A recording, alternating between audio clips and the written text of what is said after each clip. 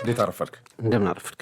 ሁሉ ሰላም። አርሰናል ያው 4 ሰዓት ጀምረናል። በሞንታጃችን ተንደርድረናል። በሙዚቃ ግብዣችን እንደዚሁ አሪፍ ቆይታ አድርገናል ከቴዲሻ ጋር። ከዛ ውጪም ካስኬ ጋር በጣም በአሪፍ ሁኔታ ወላይተኛ ሙዚቃ ላይ ያተኮረው የቴዲ ሙዚቃ ተወዳጅ ነው። እንደገና ወደ ኢንቪዚብልስ ያኛው የማይሸነፈው መድፈኛ ሄድን። 22 ዓመታት እንደገና ከ22 ዓመታት በኋላ ወርቃማውን ስኬቱላ የመድፎ አድርገን 40 ደቂቃ ደግሞ የቀጥታ ስርጭት በስርዓት ላይ እናከናውናለን። ጊዜው የመድፉ ነው። አዎ በመጨረሻ ከ2 ዓመታት በኋላ ረግማኑን ወይም ደግሞ እየደረሱ የመመለሱን እየቀረቡ የመራቁን ሂደት ደምድመውታል። ዛሬ ድል ቀን ነው። ባለፈው ማክሰኞ ምሽት በቪታሊቲ ስታዲየም አስደናቂ የሆነ ጉዟቸው በዋንጫ የሚሸለምበትን ሂደት በበርንማውዝ ያቸው ውጤት አማካይነት ካረጋግጡበት ሰዓት ጀምሮ የረጅም ጊዜ ቆይታ መደምደሙን በመንተራስ በጣም በርካታ የአርሰናል ደጋፊዎች በመላው ዓለም እጅግ ደስታቸውን በከፍተኛ ሁኔታ ሲገልጹ እንደነበር ይታወቃል። ዛሬ ሽልማቱ ለረጅም ጊዜ ሲጠብቁት የነበረውን ክብር ሴርሞኒያል ማድረግ ነው። በሴርሞኒ የመደምደም ጉዳይ ነው የሚሆነው። ኤፍሬም፣ ይሄ በጣም ታሪካዊ ነው ለአርሰናል። ቅድም በኢንቪንሲብልስ እና በቀጥታ በሚኬል አርቴታ ጠንካራ ቡድን መካከል በህይወት ውደት ውስጥ ያለፉ በእግር ኳስ በስፖርት ውስጥ ያለፉ ነገሮችን እንኳ በቃኘንበት ፕሮግራም በሁለቱ መካከል እንኳ ያለው የጊዜ ልዩነት በጣም ሰፊ እንደሆነ ይታወቃል። በመሀል ብዙ ስቃዮች፣ ብዙ ሰፈር ማድረግ፣ ብዙ መታመም፣ ብዙ መነሳት፣ ብዙ ተስፋ ማድረግ፣ እንደገና ደግሞ መሞከር፣ ብዙ ሙከራዎች ነበሩበት።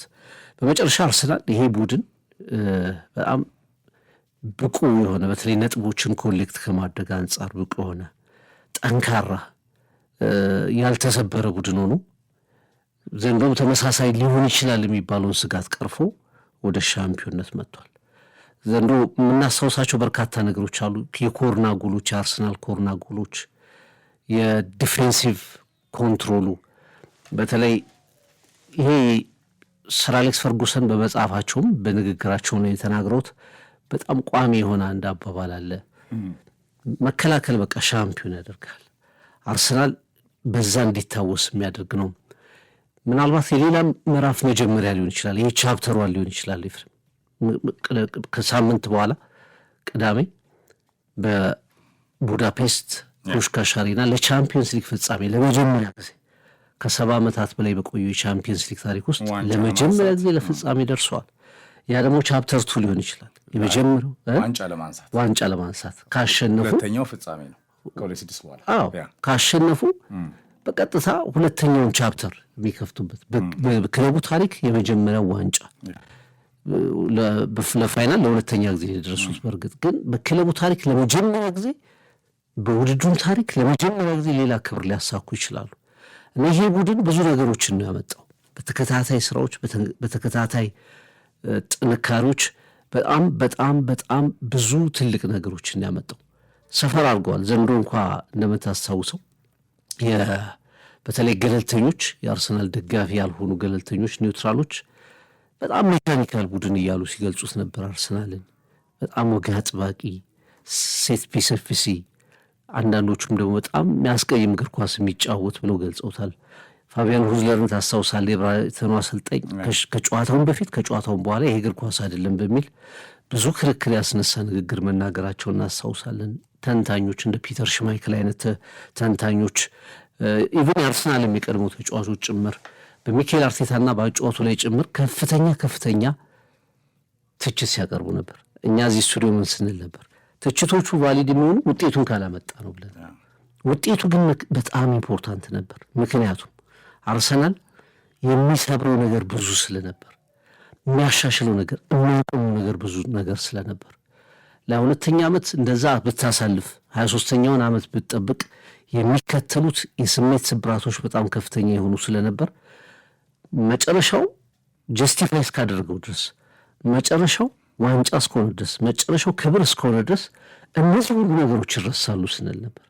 አሁን ማን ግድ ይሰጠዋል? አርሰናል ስለተጫወተበት መንገድ፣ ስለ ሴት ፒሶቹ፣ ስለ ኮርናዎቹ ልተነትን እኮ አትችልም። ምክንያቱም ይችን ቀን ማየት ነበር የፈለጉ ደጋፊዎቹ። ይችን የክብር ቀን ወደ መንበራቸው የመመለስ ሴርሞኒውን የማድነቅ የማክበር የነበሩበትን ቦታ የማስታወስ በሕይወት ያሉት በትውስታ ያላዩት ታዳጊዎች እንደገና ለመጀመሪያ ጊዜ ለማየት በአርሰናል ታሪክ ልክ ስር የሚገኝ ቀን ለመፍጠር ብዙዎች ሰፈር አድርጓልና ያ ቀን ደርሷል። ዛሬ ሴሌብሬሽን ዴይ ነው። ድሉን የማክበር ቀን ነው። የመደሰት ቀን ነው። የአርሰናል ምዕራፍ ተከፍቷል። ኢንቨንሲብልስ ላይ 2004 ላይ የቆየው ምዕራፍ ተከፍቷል። አዳዲስ ኮከቦች መጥተዋል። አዲስ አሰልጣኝ ከአርሰን ቬንገር በኋላ የሚታወስ አዲስ አሰልጣኝ መጥቷል። ማይክል አርቴታ የጸናው የ22 ዓመት ጉዞ ያለ ዋንጫ የመጓዝ የቀጠለ ጉዞ ዛሬ ከመድፉ መንደር ፍጻሜው ያገኛል። ፍቅር መድፉ ወደ መንበሩ፣ መድፉ ወደ ንግስናው፣ መድፉ ወደ ከፍታ ይመለሳል። አርሰናል የትም ፍጪው ዱቄቱን አንጪው አመቱ ሙሉ የነበረ አሁን ሊታወስ አይችልም። በጣም ትክክለኛ ሀሳብ ነው። ሴት ፒስ፣ ባክፎር፣ በጣም ጥብቅ የመከላከል ስልት፣ ይሄ ቦሪንግ የሆነው ሻምፒዮን፣ ይሄ በቃ ሰዎች በነፃነት ሀሳብ የሚሰጡበት ነው፣ መብታቸው ነው። ግን ሻምፒዮኑን አትፍቀው፣ ይህንን የመድፉን ድልና ደስታ አትፍቀው። ማክሰኞ ምሽት የነበረ በዓለማችን የተለያዩ አካባቢዎች ያለ የድል ዳንኪራን አትፍቀው። ብዙዎች የተወናበዱ ደግሞ ምንድነው እንደዚህ የሚሉ ግራ የገባቸው እንደዚሁ ከእግር ኳስ ጋር እግር ኳስና ድንበር ተሻጋሪ አሻራውን ያልተረዱት ግራ ቀኛው ይነፍሳሉ፣ መብታቸው ነው እነሱም። አርሰናል ግን ሻምፒዮን ሆኗል። ሰው እግር ኳስ ላይፍ ከላይፍ ጋር በጣም ይያያዛል። መውጣት፣ መውረድ፣ መውደቅ፣ መነሳት አለው። ስኬት አለው። ማሸነፍ አለው። ማሸነፍ በሕይወት ውስጥ አለ። ስኬት ሁሉም ሰው ይፈልጋል። እግር ኳስ ህጎቹ ራሱ የሕይወት ምዕራፎች ናቸው። ፔናልቲዎቹ፣ ዳኞች፣ ደጋፊው፣ ፈራጁ፣ ሚዲያው፣ ግብ ጠባቂው፣ አጥቂው፣ ተከላካዩ፣ አማካዩ በዚህ ውስጥ የተቃኘ ነው እግር ኳስ። ኦፍሳይድ አለው፣ ኮርና አለው፣ ኤክስትራ ታይም አለው፣ እኛ ሽርፍራፊ የምንለው ይሄ ሁላ በሕይወት ውስጥ አለ አይደለ? በተለያየ ምዕራፍ ውስጥ ሰው ይደሰታል። ከሕይወት ጋር አሶሲሽን ይኖረዋል። ይሄ በገንዘብ ገዝተህ የምታመጣው አይደለም። ይህን ደስታ በገንዘብ አትገዛውም። ሀብታም ብትሆን፣ ፖለቲከኛ ብትሆን፣ አገሩን ብትመራ፣ ሃይማኖተኛ ብትሆን፣ ምቀኛ ብትሆን፣ ዳር ተቀምጠህ ሀገር ላይም ምን ላይም የትኛውም ቦታ ላይ ብትሆን ያ ኢሞሽን አይመጣም። ይህን ደስታ ከፈጣሪ በታች እግር ኳስ በደንብ ድንበር ተሻጋሪ ተጽዕኖ ኖሮት ዓለምን ያስተሳሰረ እንደሆነ ማሳያ ነው። ስለዚህ ሰው በነፃነት ስሜቱን ይገልጻል፣ መብቱ ነው። አርሰናል ደግሞ የብዙዎች የነፍሳት ሴት ማረፊያ ነው። ምስጋና ለቬንገር፣ ፕሮፌሰሩ፣ ሃይቡሪ፣ ኦንሪ፣ ጾታ፣ ዕድሜ፣ ዘር፣ ሃይማኖት በተለያየ ቀለም ውስጥ ድንበር ተሻጋሪ ነው። የሚለየው የለም። ሕፃን ሆንክ፣ ትልቅ ሆንክ፣ ምን ሆንክ የለም። በዛ ፓሽን ውስጥ እግር ኳስ ያስተሳሰራል። የማታውቀውን ሰው ላይ ሄደህ የምታቅፍበት ምክንያት ሐሙስ ያነሳነው ሀሳብ ነው። ሴሌብሬሽን ጎል ሲያገባ የምትወደው ክለብ የማታውቀው ሰው ጋር ነው እኮ የምትተቃቀፈው። ኖርማል ሆነ ያንን አታረግማል። ሄደህ ዘለህ ሰው ታቅፋለህ። እግር ኳስ ያን ሁላ በጣም በጥልቅ ስሜትና ደስታ ውስጥ በፓሽን ውስጥ ከሰው ጋር ያለውን አንድነት የሚያጠናክር ማህበራዊ ትስስርን ከፍ የሚያደርግ ቀለም ያለው ውበት ያለው የህይወት መዝናኛ ነው። አርሰናል፣ ማይክ አርቴታ፣ ቬንገር በተለይ ደግሞ በአራቱም የዓለማችን አቅጣጫዎች ከዩናይትድ ጋር የፈጠሩት ከፍ ያለ ተቀናቃኝነት ፕሪሚየር ሊጉ፣ እንግሊዞች፣ ሚዲያው በከፍታ እንደ ሌሰን እንግዲህ በሁሉም ጓዳ ውስጥ ገብቷል። የዚህ ገናና ሊግ አውራ ሆኗል። በመጨረሻ አርሰናል ከ22 ዓመት በኋላ የዚህ ገናና ሊግ አውራ እንደምትለው ከፊት የምታቆመው ካፒቴን መድፉ ሆኗል። ይመጥናል፣ ይገባዋል። ለምን? በፕሮሰስ አልፏል። ቡድን ነው አርሰናል። ፍቅር ዘ ፕሮሰስ ኢዝ ኮምፕሊት። አሁን ተጠናቋል። አሁን ፕሮሰሱ ሂደቱ ተጠናቆ በዋንጫ ክብር ተጠናቋል። ያ የድል ዳንኪራ ነው። ቶኪዮ ሂድ፣ ቤጂንግ ሂድ፣ ሪዮ ሂድ፣ ኒውዮርክ ሂድ፣ እዚህ ካምፓላና አዲስ አበባ መጣ፣ ጂንካ ሂድ፣ ሐዋሳ ሂድ፣ ባህር ዳር ሂድ፣ ደብረ ማርቆስ ሂድ፣ በየትኛውም አቅጣጫዎች ላይ በአፍሪካችን ይሄ ድል ትስስር የሌሎች ክለቦችም ሌሰን ነው። እኔ ይህን ማዕቀፍ አንድ ናሽናል ቲም በዓለም ላይ ሲያሸንፍ ነው የመሰለኝ። ይህንን ማዕቀፍ ደግሞ አለው አሁንም ፍቅር ዘመናዊ እግር ኳስ ላይ ማንቸስተር ዩናይትድ ነው ሊደግመው የሚችለው። የደጋፊዎች ፋንቤዝ በስፋት ካለው ገናና የዓለማችን ክለብ ከመሆኑ አንጻር ዩናይትድ ሻምፒዮን በሚሆንበት ቀን የሪከርድ ሊሰበር ይችላል። አሁን አርሰናል ሪከርድ ይዟል። አዲስ ቤት ነው 2004 ኢንቪንሲብልስ አንተ የሰራው ፕሮግራም ላይ ያነሳናቸው ታሪካዊ ሌጀንዶች ያ ክስተት የ2004 5 2003 2004 ያ በጣም አስደናቂ ምንም ጨዋታ ሳይሸነፍ 38 ጨዋታዎች ሳይሸነፍ ሻምፒዮን የሆነው ቡድን ሃይቡሪ ላይ ነው። ያ ሜዳ እንኳ ተቀይሯል። 2006 አርሰናል ወደ ኤሚሬትስ ተሸጋግሯል። ቬንገር ተሰናብተዋል። ከሁለት አስርተ ዓመታት በላይ በአርሰናል ቆይተዋል። 2018 ላይ ያ ስንብት በቃ በአርሰናል ታሪክ ከማይረሱ ጉዳዮች መካከል ጨንቋቸው አርሰናሎች ቬንገር የተሰዉት አርሰናሎች ለጠበቁት ውጤት ሲባል ወደ መጨረሻ አርሰን ቬንገር አውት የሚሉ ምልክቶች ነበሩ፣ ታስታውሳለህ? ድምፆች ነበሩ። ያንን ክለብ ትልቅ ያደረጉት ሰው እንዲወጡ የተፈለጉት ይሄ ቀን እንዲመጣ በሚል ነው። ዘገየ፣ ሙከራዎች ሁሉ ፌል አደረጉ በሚል ምክንያት ነው። ኡናይ ኤምሬ፣ ከዛ ሚኬል አርቴታ እንኳ ሲመጣ ብቻውን እንመለከተዋለን። የሳን ሴባስቲያኑን ሰው ወደፊት እንመለከተዋለን። ኤፍሬም በጣም ተተችቷል፣ ተብጠልጥሏል። ከነ ጭንቀቱ ነው የምንመለከተው። ፊዚካሊ በሚያሳየው ጭንቀት፣ በሚከተላቸው ነገሮች ፓሽኑ ጭንቀት። ነገር ግን በወጥነት እሱ ደግሞ እይታውን መጀመሪያ ያስቀምጧል። ታክቲኮቹ ይታወቃሉ። እመኑኛል፣ ትረስት ፕሮሰስ። ዘንድሮ እኮ ሚኬል አርቴታ ሊሰናበት ይችላል የሚሉ ዜናዎችን እኮ ካነበብንና ሻምፒዮን ሆነ የሚለውን ዜና ካነበብንበት ጊዜ ውስጥ እኮ 1 ወር ጊዜ እኮ የለም። ምን ያህል ቀጭን መንገድ እንደሆነ ከፍ የምትልበትም የምትወርቅበትም መንገድ ቀጭን ነበር። ምናልባት አርሰናል ዘንድሮ ዋንጫውን ባያነሳ ሚኬል አርቴታ ከአርሰናል ሁሉ ሊሰናበት የሚችልበት ፖሲቢሊቲ ሁሉ እንዳለ መረጃዎች እኮ ይወጡ። ኢሞሽን እኮ ነው ፉትቦል ይሄ ነው። ምን ያህል ውጤቱ አስፈላጊ እንደነበር ነው የምነግርህ። ባለቤት ቀይረዋል፣ ስትራክቸር ቀይረዋል። አርሰናል የነቴሪዮን ፓትሪክ ቬራ እዛ ኢንቪንሲብልስ ላይ ያነሳ ናቸው። ዴኒስ ቤርካምፕ፣ ሮቤር ፔሬዝ በአሁኑ ቡድን እንደ ቡካዮ ሳካ፣ ማርቲን ኦዴጋርድ፣ ዴክለን ራይስ፣ ዊሊያም ሳሊባ እያልክ በምትላቸው ጄኔሬሽኖች ተተክቶ ነው ይሄን ያሳካው። ከሁሉ በላይ ማንቸስተር ሲቲ ባለፉት 10 ዓመታት 6 ጊዜ ነው ሻምፒዮን የሆነው። ከ6-3 በ3 ወይም በ4 ላይ አርሰናል ሻምፒዮን ላለመሆን አንዱ ምክንያት ማንቸስተር ሲቲ እና ፔፕ ጓርዲዮላ ብቻ ነበሩ። ከተሰራው ስራ አንጻር የሲቲ ፐርፌክሽን ሊቨርፑልን በየርገን ክሎፕ ስር፣ አርሰናልን በሚኬል አርቴታ ስር፣ ማንቸስተር ሲቲ መጨረሻ ላይ ያንን ዶሚናንስ ዘንዶም ማንቸስተር ሲቲ ነው የተከተለው አርሰናልን።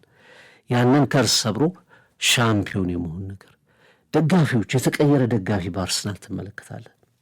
አሁን ዘንዶ ራሱ ሚኬል አርቴታን በተደጋጋሚ ክሬዲት ሲሰጠው ነበር። ጭንቀቱ በጣም አንዳንድ የሚጋባ ቢሆንም ሜዳው ላይ ለደጋፊው ጭምር ተረፈኩ።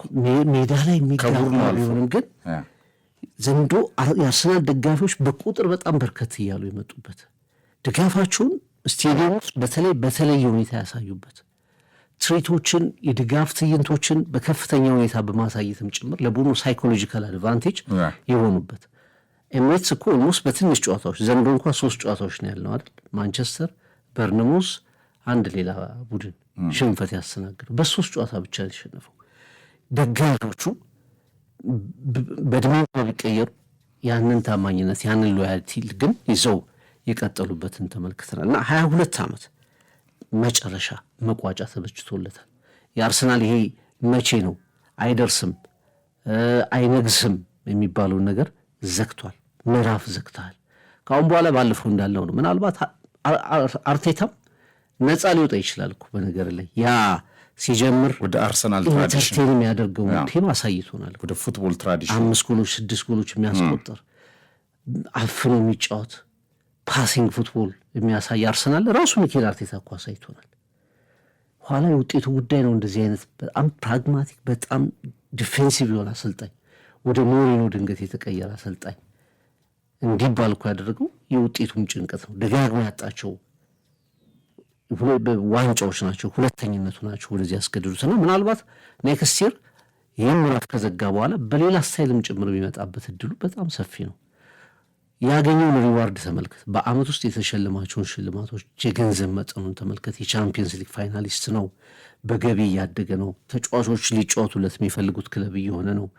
ዝውውሮቹ አንዳንዴ ውጤት ሳይኖረው እንኳ ውጤት ካላቸው ቡድኖች መካከል ተጫዋቾች ተነጥቀው ወደ እሱ እንዲመጡ ያደረገ ፕሮፋይል እየገነባ ነው እና ይሄ ኤንድ ኦፍ ቻፕተር 1 ሁለተኛው ቻፕተር ይቀጥላል። ቻምፒየንስ ሊግ ካሸነፈ ደግሞ የክለቡ ታሪክ ሌላ መስመር ሌላ ገጽ ይዛል ማለት ነው። ቅዳሜ በተለይ ሳምንቱ ከመድፉ ድል ጋር በደንብ ከፍ ይላል ፍቅር የሜንታሊቲው ስለ ጨዋታው እንመጣለን። ስነ ልቦናውን ከፍ ማድረጉ ለቡዳፔስቱ አድቬንቸር ራሱን የቻለ ሌላ አድቫንቴጅ ነው። ቀኖች ይገዛል። በሻምፒዮን ሜንታሊቲ ነው ፔዥን የምታየው። ከዚህ ተገልብጦ ብታስበው በጣም ቻሌንጂንግ ይሆን ነበረ። አሁን አርሰናል ያለው የቡድን ሜንታሊቲ ከፍ ያለ ነው። አርሰናልና ይሄ ፕሮሰሱን ስቴፕ ባይ ስቴፕ እናየዋለን። ግን ይሄ ማመን፣ ሎያሊቲ፣ በሂደት ጸንቶ መቆም ለፕሮጀክቱ ብቻ ሳይሆን በፕሮሰሱ ሂደት ውስጥ ላመንክበት ነገር የአርቴታ መልክ ይመስለኛል። ይሄ ራሱ አንዱ የአርሰናል ስኬት የህይወት ማሳያ ነው። 40 ቦታ ለሚረግጡ ሰዎችም የህይወት ማሳያ ነው። ማሸነፍ የምትችለው ስትጸና ነው። እየወደክ ስትነሳ ነው። እየወረድክ ስትወጣ ነው። ላይፍ ያ ነው። መውደቅ መነሳት አለው። የቡድኑ መልክ ነው። የምታሸንፍበትን ቀለም ስትቀይር ነው። አርሰናል አንድ ያገባል፣ አለርት ተከላካይ መስመር አለው፣ በሴት ፒስ ያገባል፣ በሎው ብሎክ ይጫወታል፣ እላፊ ይጨነቃል፣ ጌሙን በጊዜ አይጨርስም። ግን በርካታ ነጥቦችን ሰብስቧል፣ ጸንቷል። ይህ አሰልጣኝ የተለያዩ ነገሮችን በቡድኑ ካምፕ ውስጥ ሞክሯል። ፍቅር እንደ ጋርዲዮላ ካለ በጣም ፐርፌክት አሰልጣኝ ጋር ሄር ቱ ሄር ተናንቋል። በፕሮሰሱ አልፏል እና እግር ኳስ በቀጭን የስሜት መስመር ላይ እንዳለ ማሳያው ይሄ ዋንጫ ባይሳካ እውነት ነው ዝንጀሮ ሊመጣ ነበር እኮ ያ ስሎት በክሎፕ ቦታ ላይ ገብተው ሻምፒዮን እንደሆኑት አስታወስከው? የራስህ እኮ አባባል ነው። ዝንጀሮ ታሪክ አንድ በጣም የሚጣፍጥ ፍሬ ያለው ያውቁና ከአለት ጋር አንጥረው ብዙ ዝንጀሮች አልሰበር ሲላቸው ተስፋ ቆርጠው ሲሄዱ ወይ ሲባረሩ እነሱ አንድ እድለኛ ዝንጀሮ መጥቶ አንዴ ሲለው ፍርክስ ይላል፣ አንስቶ ያንን ጣፋጭ ነገር በላ። ጆዜ እኮ እንደዛ ይላሉ። አርነ ስሎት ማለት ናቸው እኮ ጆዜም እንደዛ ይላሉ። በነገር ላይ ሪያል ማድሪድ ብትንትኑ ወጥቶ ነው ጆዜ የመጡት 2010 ያደራጁት እሳቸው ናቸው። ከ10 11 12 ከ2011 እስከ 13 ቆዩ። በ3 ዓመት ውስጥ ቲሙን ሰሩት። ያንን በጣም አስገራሚ 100 ነጥብ የሰበሰበ 100 ጎል ያስቆጠረ ቲም ሰሩ። በኋላ ተከታታይ ቻምፒየንስ ሊግ በላ 3 አይ ቲንክ አንቸሎቲ መጡ። ከዛ ዚዳን ቀጠለ እና ይናገራሉ ያ የቻምፒየንስ ሊግ ድል እኔ መጀመሪያ የሰራሁት ቲም የዝንጀሮቹ ታሪክ ማለት ነው። አንቸሎቲ ድንገት ከኤቨርተን ሄደው እኮ ያን ያደርጉት ኤግዛክት አበቃላችሁ ተብሎ ኤቨርተን ነበሩ በድጋሚ የሚሄደው ከዛ ሄደው ያንን አሳኩ። አንዳንዴ አንተ የሰራህበትን ነገር አሁን ሚኬል አርቴታ ቢሄድ የ6 ዓመት ፕሮሰስ አንድ አሰልጣኝ ይመጣና ጥቂት ነገሮችን አርሞ ሻምፒዮን ሊሆን እኮ ይችላል። ሳያርምም ሻምፒዮን ሊሆን ሳያርም እንደ አርነ ስሎት ምንም ሳያርሙ ነው ሻምፒዮን ሆኑት። ለምሳሌ ላርም ሲሉ እኮ የዋየ ናቸው 500 ሚሊዮን ዩሮ ጋር ቡድኑን አርማለሁ ብለው ራሳቸው እየታረሙ ነው። አሁን ሊቨርፑል ተመልከተው ሉዊስ ዲያዝን ሸጠ 500 ሚሊዮን። የመጡት ተጫዋቾች ገና ወደ ቡድኑ ቀለም አልመጡም። የሞሳላስ ሽኝት ራሱ እንዲደበዝዞ ነው አለኩ ዘኢጂፕሽያን ኪንግ ከቀዩ ምድር። አርሰናል ግን ፍቅር ቡድን ማለት ቤተሰብ ማለት እንደሆነ ህብረት፣ አንድነት፣ በጋራ መተባበር፣ ሐሳብን ተጫዋቾች ላይ ማስረጽ ሐሳብን ከዛ በኋላ ደግሞ ለምትቆሙበት ዓላማ ያለ ሎያሊቲ ያንን የስልጠና መልክ ነው አርቴታ ያመጣው ፍቅር። በዛ የስልጠና መልክ ውስጥ ይሄ ቡድን 2 3 4 ዓመታት ዶሚናንስ ሊኖረው ይችላል። ምክንያቱም ከርሱን እርግማኑን ገልጧል። አሁን የዋንጫ ከርሱን ፍቅር ያ የድል ዳንኪራ ይጣፍጣል የበለጠ። አርሰናል እንደ ዘንድሮ አትርፎ አያውቅም። ፋይናንሺያሊ በቻምፒየንስ ሊግ ኢንቪዚብልስ ነው። ሌላ ሳይሸነፍ ነው 14 ጨዋታ ቡዳፔስት የደረሰው። ካሳካው ሌላ ቀለም ነው። ያኔ ኦንሪ እንዳለው ፍቅር ከነ ኦንሪም ከቬንገርም በአርሰናል እግር ኳስ ክለብ ታሪክ ይሄኛው ቡድን ይሄ በጣም የተገፋው ቡድን ይሄ በጣም የተወቀሰው ቡድን ይሄ በጣም እንደ ኔትፍሊክስ ቀጣይ ዓመት ጠብቁ ነው የተባለው ቡድን፣ ቀጣይ ዓመት ደጋፊዎችን ሲያስጠብቅ የከረመው ቡድን፣ ነሐሴ ሲመጣ ዘንድሮ ታዩናላችሁ ሲባል የነበረ ቡድን አሸንፎ አሳይቷል።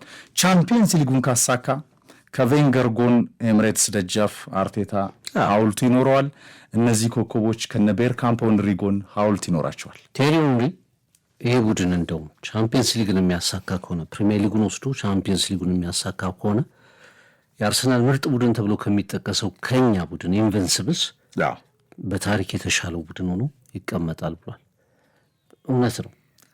በእርግጥ በፕሪሚየር ሊግ ዋንጫዎች፣ ድግግሞሾች፣ ምኖች ሚኬል አርቴታ የሚቀረው ነገር አለ። ክለቡ የከበደው ነገር አታነጻጽረው። ከሜዳ ውጭ ባሉ ነገሮችም ቬንገር የአርሰናል አባት ናቸው፣ ምንም ጥርጥር የለውም። ትልቁን ቪዥን አርሰናልን ከፍ ያደረጉት በዓለም ደረጃ ሰክሰስፉል ከሚባሉ ክለቦች መካከል አንዱ እንዲሆን ማድረግ ብቻ ሳይሆን በደጋፊዎች ልብ ውስጥ እንዲቀር ያደረገው ፊሎዞፊያቸውም ጭምር ነው። የጨዋታ ፊሎዞፊያቸው፣ እግር ኳስን የሚያዩበት መንገድ፣ የተለሙት ሂደት፣ ያሳኳቸው ነገሮች ናቸው እና ከሜዳ ውጭ ባሉ ነገሮች ሚኬል አርቴታ ገና ብዙ የሚሰራቸው ነገሮች ይኖራሉ። ግን የአውሮፓ ቻምፒየንስ ሊግን ካሳካ በእርግጠኝነት በአርሰናል ታሪክ ውስጥ ከማይረሱ ቁጥር አንድ ወርቃማው ቀዳሚ ሰዎች መካከል አንዱ ይሆናል። አርሰናል የእግር ኳስን መልክ ነው እየገለጸ ያለው። እኔ እንደ ክለብ ብቻ ሳይሆን የእግር ኳስን አቅም፣ የእግር ኳስን ፓወር ጭምር እያሳየ ያለ ክለብ ይመስለኛል። አንደኛ ቅድም እንዳስቀመጥከው ኮሚኒቲ ነው። በቃ አሁን ለንደኑን የትሙን የሆነ ማህበረሰብ የማይተዋወቁ ግን በክለቡ ምክንያት የተገናኙ እዚህ ናይጄሪያ ላይ ንዋንኮ ካኑን ተመልክተ፣ ፈረንሳይ ፔቲ፣ ብራዚል እንደ ጂልበርቶ ሲልቫ፣ አርሰናል ስትል እንኳ አፍሪካውያን አርሰናልን የሚያዩበት ምክንያት፣ ላቲኖች አርሰናልን የሚያዩበት ምክንያት፣ አውሮፓ ከእንግሊዝ ውጭ ያሉ ክለቦች አርሰናልን የሚያዩበት ምክንያት ኮሚኒቲ እንድትሆኑ የሚያደርጉ ብዙ ትስስሮች እንዲፈጠሩ አድርጓል። አንድ አይነት ስሜት፣ አንድ አይነት ባህል፣ ሆፕ፣ ተስፋ፣ መኩራት ደግሞ ቅድም እንዳልከው በውጤት ክለብ ዝቅ ባለበት ሰዓት ብቻ ሳይሆን ክለብ ከፍ ባለበት ብቻ ሳይሆን ክለብ ዝቅ ባለበት ሰዓት እንኳን በኩራት ሎያሊቲ፣ መታመን፣ ይሄ እግር ኳስ ትልቁ ጠባይ ነው። እግር ኳስ ይህንን ይፈልጋል። ለተረዱት እንደፈለግ አሁን አሸናፊው ዘንድሮ ሲቲ ነገ ዩናይትድ ቢሆን ከዛ አርሰናል ቢሆን የሚያሸንፈውን እኮ መደገፍ ትችላለህ። ማንም አይከለክልህም። እያየህ ከሌን ነው መደግፈው ማለት ትችላለህ። ግን የእግር ኳስ ያልተጻፈ ሕግ ክለብ አይቀየርም። ብዙ ጊዜ ክለብ አይቀየርም። ማለት በጣም ትገረማለህ እኮ አይደል? ክለብ የሚቀይሩ ሰዎች ካየህ ትስቃለህ። ንጉስ ካንቶና ያለው እሱ ኤግዛክትሊ። ክለብ በፍጹም አትቀይርም። ያ ሎያሊቲ በህይወት ውስጥ ብዙ ነገር የሚያሳይ ይመስለኛል። አንዳንድ ዘንዶ የሚሰማው ቅሬታ በተለይ ሚኬል አርቴታ ከመጣ በኋላ በአርሰናል ታሪክ ውስጥ በተለይ ቬንገር ከያዙት በኋላ አርሰናል የሚታወቀው በአትራክቲቭ ፉትቦል በጣም ቴክኒካል በሆኑ ተጫዋቾቹ ነው፣ ክላስ ባላቸው ተጫዋቾቹ ነው። ይሄ ትንሽ ጎሏል የሚለዋሉ ተጫዋቾቹ ስለጎደሉ አይደለም፣ ደጋግመን እናነሳዋለን፣ ስላልተፈቀደ አርሰናል በጣም ስትራክቸርድ የሆነ እግር ኳስ ስለሚጫወት ምክንያቱም ቀዳሚ ውጤት ነው ብሎ ስላመነ እንጂ እኔ ያ አይዴንቲቲም የሚመለስ ይመስለኛል።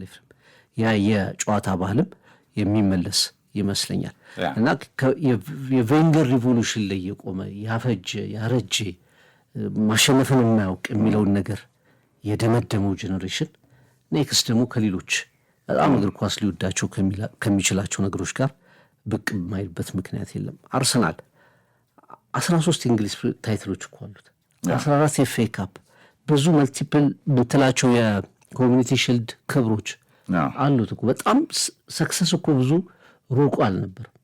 ግን አመት በጨመረ ቁጥር አሁን ዩናይትድ ላይ የምትደነግጠው ለዛ ነው። 14 15 እያለ ሲሄድ በቃ እንዴት አይነት ስሜት ስብራት ሊፈጥር ደርሷል እኮ በጨመረ ቁጥር ለ22 አደረሰ።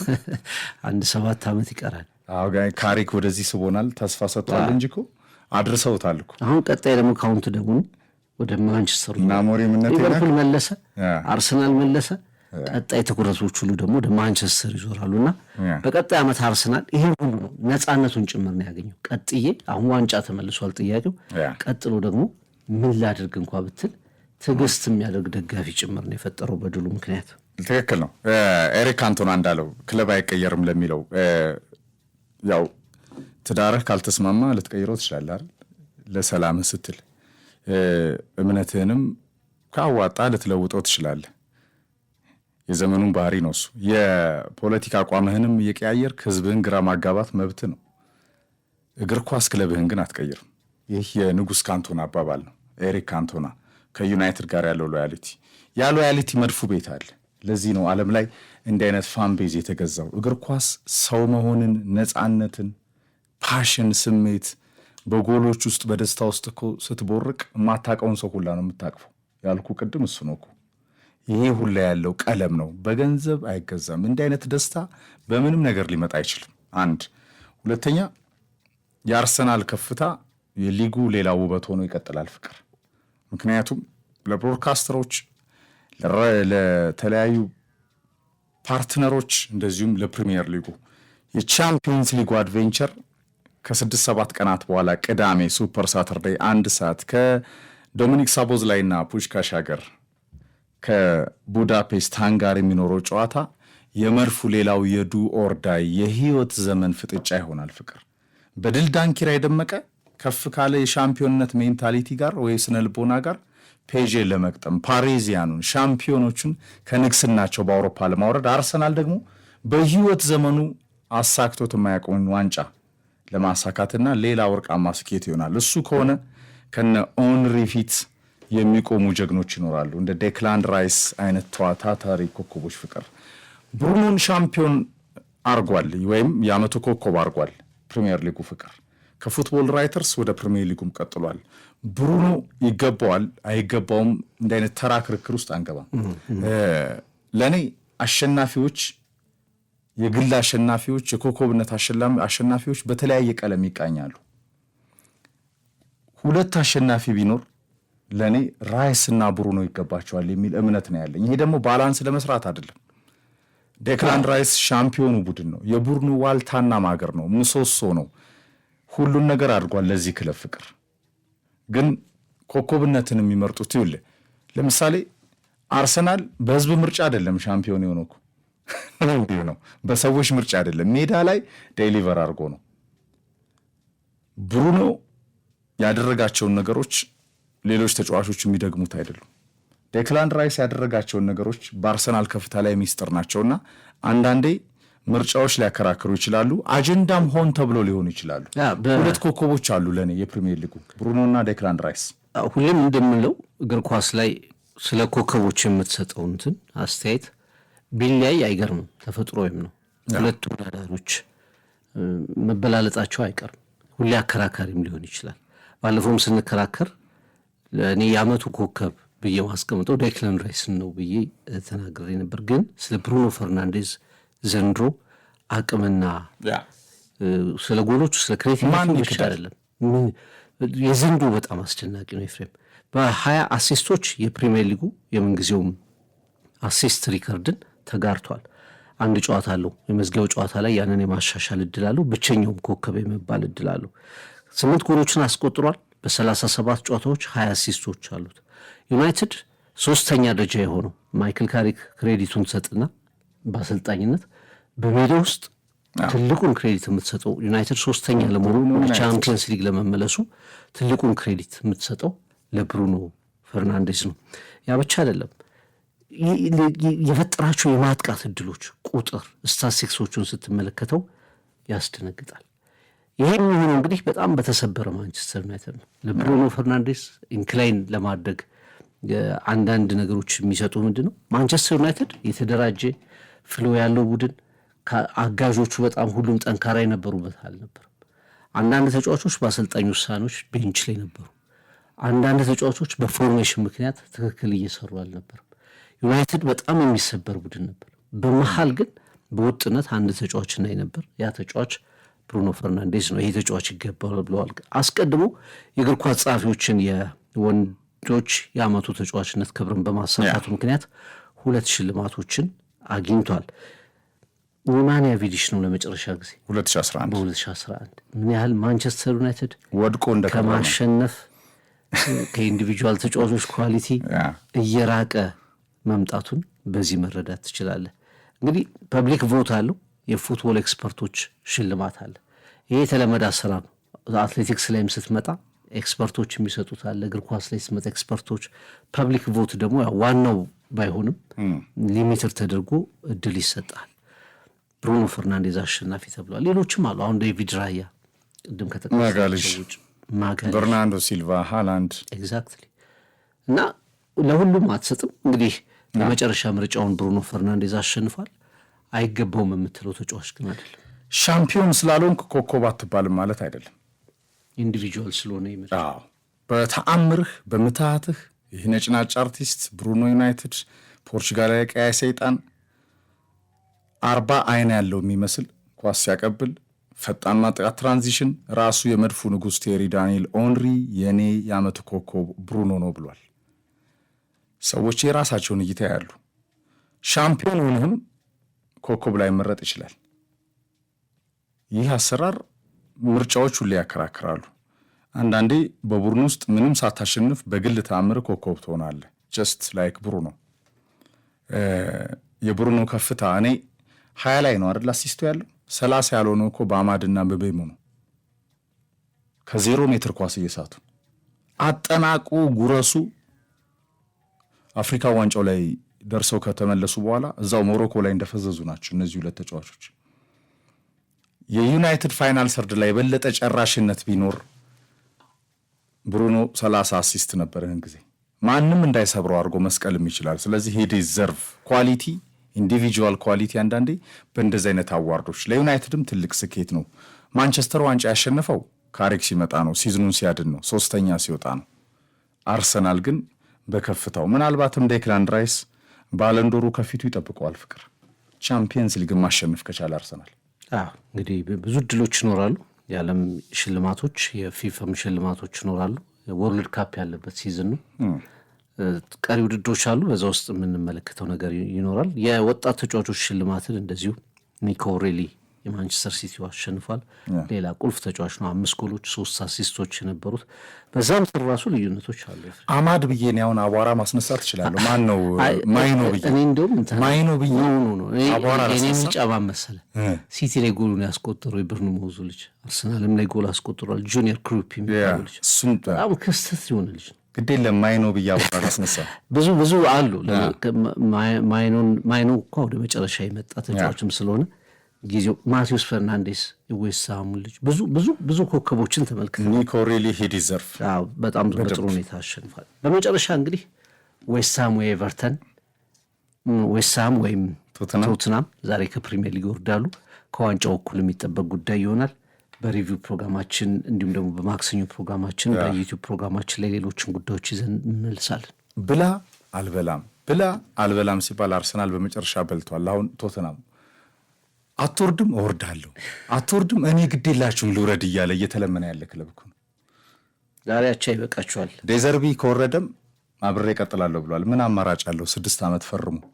ምን አማራጭ አለው? አያባረሩት። ታዲያ ካባረሩት ከነካሳው ይሄዳል። ለማንኛውም ቶተናም ዛሬ 1 ነጥብ ይበቀዋል። ዶሮዋ ከሰሜን ለንደን የመድፉን ዳንኪራ ከዋሻዋ ታያለች። ነጭ ለባሽ ሰሜን ለንደን ቀይ ናት። ጊዜው የአርሰናል ነው። ሱፐር ሰንዴይ አርሰናል። መድፉ ወደ መንበሩ፣ መድፉ ወደ ንግስናው፣ መድፉ ወደ ከፍታው ተመልሷል።